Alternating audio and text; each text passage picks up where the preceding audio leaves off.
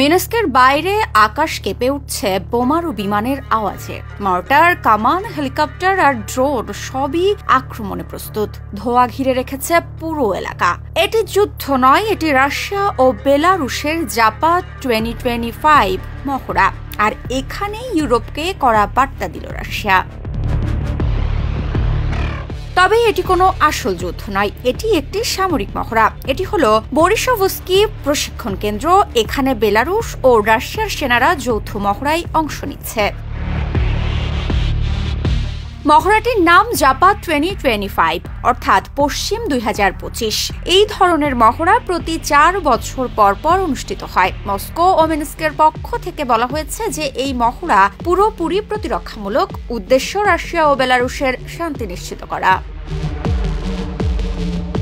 যুক্তরাষ্ট্র, তুরস্ক ও হাঙ্গেরি সহ 23টি দেশের সামরিক প্রতিনিধিদের এই মহড়া পর্যবেক্ষণের জন্য আমন্ত্রণ জানানো হয়েছে। বেলারুশের প্রতিরক্ষা মন্ত্রণালয়ের শীর্ষ কর্মকর্তা মেজর জেনারেল ভ্যালেরি রেভেস্কো সাংবাদিকদের বলেন, আমরা কাউকে হুমকি দিচ্ছি না, আমরা গঠনমূলক ও বাস্তবসম্মত আলোচনার পক্ষে।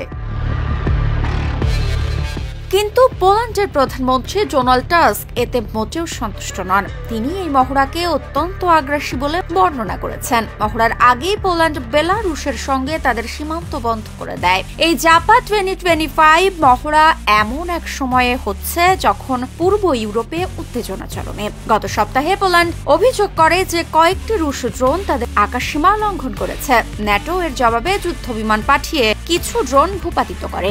একই ধরনের ঘটনা ঘটেছে রোমানিয়ার আকাশসীমাতেও। ইউরোপীয় নেতারা আশঙ্কা করছেন যে এই ধরনের ড্রোন অনুপ্রবেশ কোনো দুর্ঘটনা নয়, বরং রাশিয়ার একটি কৌশল। এটি দিয়ে রাশিয়া ইউরোপীয় নেতাদের ঐক্য ও ন্যাটোর দৃঢ়তা পরীক্ষা করতে চাইছে।